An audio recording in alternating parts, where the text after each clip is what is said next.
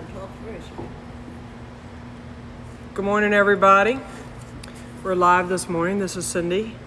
We're live this morning at Cob Farms with Mrs. Webb. She's going to go over some of her farm memories with some unique tools this morning, and you guys will have an opportunity to ask any questions. So we have some of these items here that she's going to go over and tell you what each and every one of them were and how they were used.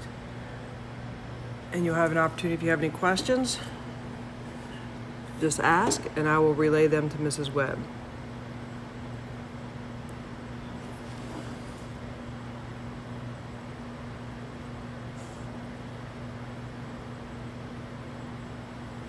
So Instagram is saying that, hang on, they're telling more followers we're live. So we have a few people on here. So if you would like to go ahead and get started, Mrs. Webb. I just want to introduce you in case this is the first time that people have joined us. This is Mary Louise Webb. She was born here in Bryantown. And I forget her date of birth, but what year was it again? 10/8/24. So October 8th, 1924 is when she was born. And she was born right here in Bryantown on the farm. And she has a very interesting history. Her family has a very interesting history, which is some of the stuff that I want to preserve by doing these interviews and videos. So we'll reveal it like an onion over time with each one of these interviews and record some of this great history. So with that, would you like to get started with whatever item you have in front of you? I have the butter printer, and it's round. See what's in it? Wait a minute. So I don't know if you can tell by the video there, but there is an imprint on that. Yes. I'll turn sideways there, see? Sorry, there's an imprint on the bottom there of it, you can see. Yeah, it's a And go ahead and explain how. Wait printer 1 second. is used. When you displayed it on the dinner table, correct? Also use this spoon to put when you were putting the butter in. You press it down so it'd be nice and firm. Okay. You push this down with the wooden spoon. And the wooden spoons were made out of the local wood. I don't know about that. Okay. We actually have a gentleman who brings, who makes wooden spoons here, and we sell them here at the farm, and he makes wooden spoons and platters and stuff, and he makes it out of local wood, and he does quite a good job. But it's a neat throwback also that what we have here that he provides. I would like to see that. Yes, actually, I'm gonna walk over and grab one of his spoons and I'll show you. Just hold on for 1 second. If you guys don't mind following me around my store for a second, we're just gonna come over here because he does a lovely job and he makes some wooden spoons and items here that are quite interesting.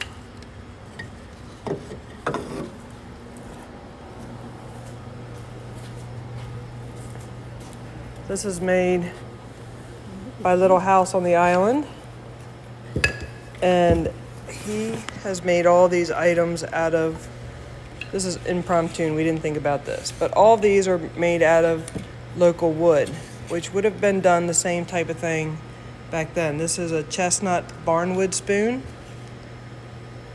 This is a tulip poplar honey dipper, and this is a chestnut spoon also. And then this is kind of a unique thing. This is made out of an old tobacco stick, and he made a cut there in the middle, so you can slide it onto a bag and hold your bag closed. But you can see that these were all items that were repurposed, but it was the same thing that you would have done and your family would have done in your time, is use that same type of wood and made the spoons. Yep. Okay. Don't forget, you guys can ask questions if you have any questions, and we'll relay them to Mrs. Webb.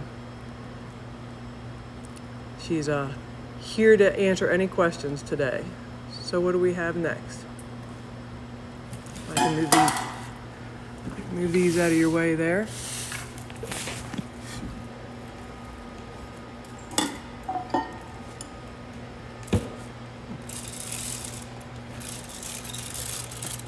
So now what is this that we're playing with?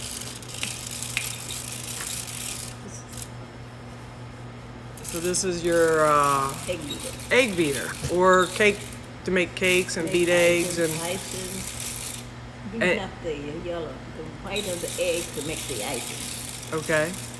So that actually was what you used before we had the electric beater, correct? Right, correct. Okay. How hard was that to use? Was it pretty It efficient? was a lot of fun. It was a lot of fun. Anything that made a little bit of noise. Did it work well in mixing? Yes, very well. Okay. They had larger ones too. Nice.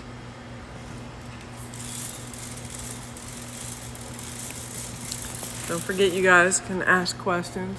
So this is the beater, and you can tell here that it ran using this gear right here, and it turned the beaters on the end. So it was pretty efficient, right?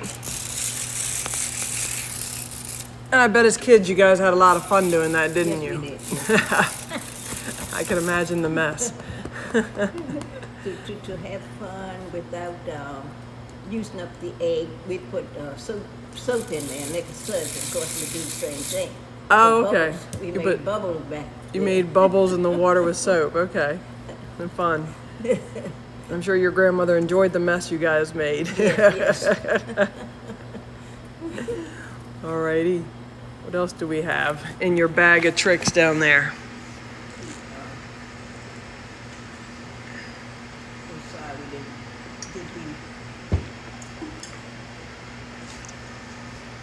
Go ahead. We had the corncob pipe. Corn cob pipe. So they made a pipe with the corn cobs? Corncob, right. And they could smoke with it? Yes, yes, indeedy.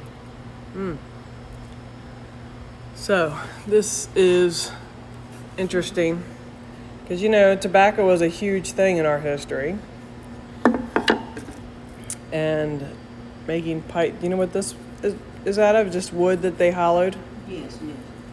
Probably bamboo. Looks more like bamboo. Some type of. Yeah, that's- Did you grow tobacco here? Yes, we did. Did you help? Yes, help picking the worms off the tobacco. You had to pick the worms off the tobacco. If not, they would eat your leaves, the leaves of the tobacco. Right. So they were called hookworms. I think they were called hookworms. They had the little hook on the head. Oh, yes, the tobacco worms. They had those little antennae, yes. Did you do anything else with the tobacco, or did you only? Oh yes, I stripped a little bit of it. Not the best type, but the lowest grade, called the tip. The And tips? it was the tip of the plant when you cut it. So did you help plant? Oh yes, yes. I helped to plant. I even helped to pull the plants from the bed, tobacco bed. So what do you mean by pull the They plants? were plants. They were grass, I should say. Weeds coming up in the between the tobacco plants. So you had to make sure the weeds were out. Mm-hmm. So But when you pull the tobacco plants, you actually made a bed with the seeds in the wintertime, correct? yes, yes. Under the cotton. Cotton. And so under the cotton, we mean there was actually a cotton cloth that was laid over top I the think bed that- in the winter. And Yes. then in the spring, you used that bed of seedlings Yes. that you drew the tobacco plants and you Correct. planted those in the field, correct? In the field, right. And did you help With the pull tob- those plants, Pull correct? those plants, and we had a tobacco planter. 2 people would operate that. So one on a back. tractor? On the tractor, pulled by the tractor. Okay. And did you help plant those? Yes, I helped to plant those too. It was great fun, huh? A lot Put of fun. put that. That was great fun, wasn't it? Yes. How many yeah. plants did you plant upside down? None. Oh, you were good, huh? You were good. The tobacco planter had a wheel that went around. We'll have to see if we can get a tobacco planter to to show people. But it had a wheel that went around between the two seats, and it had a little tray in that wheel, like a little finger, and you put each plant in the finger and it closed around it, and then as it turned it buried it into the ground. That's correct. But if you didn't put the plant on there correctly, you would plant your plants upside down. So that was the trick, not to put them on wrong. But you know, coming back, we planted with the horse. Yes, I was wondering about that. You went straight to a tractor. Yeah. I was wondering about that. Yeah, the horse was pulling it. That's what I thought. Okay. So originally, when you were a child, you guys had a horse-drawn planter? Huh? You had a horse-drawn Yeah, tobacco horse-drawn planter? Yeah. Mm-hmm. Did you plant any by hand? Yes, because there was some that you missed, and you had to go back the next day. Exactly. Or that same day, and you had to take your little watering can and make sure the plant got water too. Yes. And on the planter had a space where you put the plant in the ground, the water in the ground first, and then the plant. Right. There was Fascinating. Oh my Lord. There was a tank on the planter That's right. that we filled up with water, and that would trickle water into the each hole as you planted the plant. Mm-hmm. Are there any around now that could be shown? I'll have to see if I can find one. I'm pretty sure the one on our farm is not in very good shape, but I have to see if we can find one. I'm sure we can come up with one and go over it because it's pretty interesting history. Mm-hmm. Now I remember as a child with the tobacco that when I was small, that was my job. I had to run behind with tobacco plants in my hand, and hand plant with the little ground spike each one that got missed. And that was what they had us do when we were little, before we were big enough to ride the tractor. And you had something that was wooden, but you made the hole. Right, that little, that's what I was talking about, the little spike. I don't know what to call it, but the little plant digger with the hole, like the wooden stick. So that was interesting. Did you also, as you went on, you talked about you weeded the tobacco plants, which was done by hand, guys. You did it by a hoe, and you hoed each row. Yes. Which was a lot of work in our soil around here with the gravel and the clay. That's true. And it was hot, so you got up early. Got up early, that's true. How early did you start your days? I guess about when it got light, just when it got light, we would start, I would say about 7 o'clock. Yeah, I bet it was earlier than that once summer hits, because yes, definitely. you wanted to get out there and plant and get it over with. Go back, get under the apple tree. Get under the apple tree. So, did you top the tobacco? Yes, we had to top that too. And we just topped it and just threw it on the ground. And what do you mean by topping?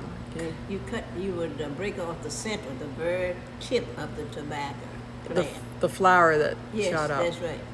And I believe you would cut it with because sometimes it was in bloom too. So we used our hands to top the plant. We just went through with our hands and broke it off with their hands. Did you use a knife or something, are you saying? I'm thinking we used a knife, but maybe we didn't. No, we didn't use knives because we didn't have any. Yeah. We used our hands. And the reason for topping the tobacco, do you remember what the reason was? To put the energy back into the plant. Yes. Instead of, because you're topping the seeds, the flower, which then creates the seeds. Yes. So it was, if we topped it, it put the energy back into making the leaves, which is what was the product we sold, and not into the flower and making the seeds. That's right. So topping to tobacco was the first thing that we did once the flowers started coming out. And then the next stage was cutting the tobacco. Did you do that? I don't think I did, because most of the plants were very large and heavy. Yeah, they were big. So you would cut, they were very big. And cutting to tobacco, and after we cut the tobacco at the bottom, you used a tobacco knife, which looked like a little hatchet. You would cut the plant, and then you would come back by and you would spear them. which was using the tobacco stick, which we'll have to get all this out and show people. You put the plant on the tobacco stick, and then after you put about, depends on how big the plants are, say about 6 plants on the stick, they all got hung in the tobacco barns. Which, them on the wagon to take them Yep. there. Now I remember. yep, loaded them on the wagon, took them in the barn, and then climbed the barn and hung them in the barn. That's right. And then the winter job was to strip them in the stripping sheds. Right, right. Yep. So, yeah, I remember again as a little kid, our job was to run behind after they cut the tobacco plants and collect all the big leaves that got That's right. missed. Did you do that too? Yes, yes. Yes. Had to collect everything. Yeah. That's what paid the bills. Way nothing, that's true. All right, so we have over here a larger implement. Do you need me to help you get it, or you got it? Lord, is this heavy? Do you guys have any questions for Mrs. Webb? Feel free to ask. So what do we have here now? Crowbar. A crowbar. And this is an older crowbar. I don't know if you guys can tell, it's kind of rusted. Was this something that you guys used often when you were growing up? We, not often, but once in a while when there was a larger nail to be pulled out of a board, then you hook the little claws on there and put, made it easier for you, because this is really heavy. I would say this probably weighs about 5 pounds, maybe more. It's very heavy. And did your family build most of the buildings that were on the property yes, used? In the, my grandfather had a sawmill. Your grandfather had a sawmill Yes. here on the property. Here on the property. Did he do it just for personal use, or did he sell? He would make the tobacco, what do you call them, the barrels you put the tobacco in? Oh, he made the barrels. Yeah, he made the barrel. Did he make, see the tobacco basket? Did he make the tobacco No, basket? He didn't make the basket. That right there is a tobacco basket that we used to pack our tobacco in. We didn't use barrels, but he made, the barrels were used before the Well, we would baskets get- to be Yes, shipped on the, Yeah, we would get the, I think my grandfather would go pick up these things here to pack the tobacco in. And you have a tobacco knife on the wall. I do. We have a Yes. tobacco, I'll have to walk over there. Actually, I can do that real quick while we go on to the next one. But we have a tobacco, we'll have to get do a tobacco day. But this over here, these are all tools that came off. That's a tobacco knife up there. You can see it looks kind of like a little hatchet. All these tools on our store wall actually came either from my farm or my children's great-grandparents' farm. So they've all been used in farming. So your family, your grandfather and etc., I guess uncles or whatever else that you have there, they built all the buildings on the property. They didn't build the house, but the buildings they built. And did he sell the wood that he did from the sawmill? Because that's unique. Yeah, my grandfather sold quite a bit of lumber that he made from the wood that he cut in. To other people in the Bryantown area. That was kind of unique at the time, was to have the sawmill on the property. Yes, yes. And you can actually tell, because I've walked these woods, where the timbering was, where the sawmill was, and also where it was timbered. You can see the old stumps in the ground from where he had cut trees and dragged them up here. So he did a good job, because he did very good job at selective timbering. He didn't just clear out a whole area. Yeah, right. That's true. So what else do we have over here? Do you need me to grab that for you? Mrs. Webb's quite strong for being 96 or 7. How old are you now? 96. She's quite strong. So this is your Axe for chopping the wood. axe for chopping the wood. We'll keep that right here so it relaxes. Now, did you use this? Of course. Yes? I can remember splitting the blocks that we were going to use to heat the house during the winter. I could chop them out. You could chop? You ever, it's kind of a nice skill, but this is pretty heavy. But you needed a heavy one to be able to get through the wood, and a sharp one. But wood was probably your main heat source, correct? That's right. That was it. With- Was it. That was it. That was your only heat source, was a fire. So it was extremely important that you guys had enough firewood chopped and stored for the winter. Because you did everything with it. Cooking, Yes, everything. heating, Heating. you're heating up water to do your laundry, everything. Laundry, just about everything. And even heating the clothes. You had to boil the clothes and get them clean. And use the lye. We'll do a clothes episode also. See, all these episodes we have of all of your knowledge that we can do. So wood was a very important item that you needed, not only for the sawmill that your grandfather used to build things and to make an income with, but also to heat the house and to cook with and everything. That's right. You didn't use coal, No. no coal, just wood. We're lucky that we have a bountiful of woods around here. Yes. But that was a lot of wood that needed to be used Yes. all the time. Because it was year round then if you were cooking with it, Yes. not just in the Yeah. wintertime. But my grandfather had a saw on the tractor. I remember that. And they would saw. They'd bring the logs up long, and then they would saw them and make a huge pile. And then from that you would split it up. That's right. Nice. And we also used there were chips. They were sawdust. And no, the chips was down in the woods. Where if you decide you want to chop down a tree, there were chips there. So you save those too. Why'd you save the chips? Chips to make the fire. Make so kindling Kindling. to Yeah. get the fire started. And then I can recall making kindling out of little small blocks and putting them near the stove so my grandmother could start the fire early in the morning. I don't ever remember starting the fire myself. But she would have the fire ready. She would have the fire already going. Uh-huh.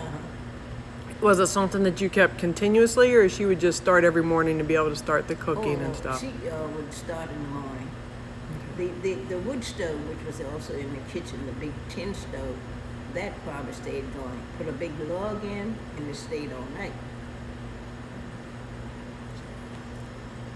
All right. We have one more item that we have over there. It's another, Bow saw. I think that's what yep, another style of a saw. This is a bow saw, and you can see. I'm gonna let you hold. You can see it's a fairly large saw. It goes between my hand and Mrs. Webb's hand. And why? What would you do with this type of saw here? You know, we had to make, what would they call it? Like we call it a sawhorse. You would put your lugs on it, and then you had something to hold, and the men would put their foot on the log to hold it down and saw with this. They would saw back and forth with Yeah. this to cut it. Okay. So this saw was used to cut larger pieces into more manageable pieces. Yeah, man. Yep, 2 people. And it's a pretty neat saw. You can lay it down. It's amazing what people were able to do back then that we rely on equipment to do nowadays. Right. You know. Mhm. Does anybody have any questions for Mrs. Webb?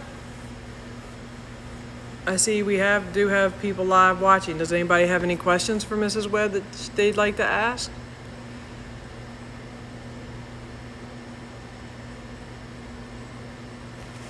We have a shy audience this morning. They're not asking anything.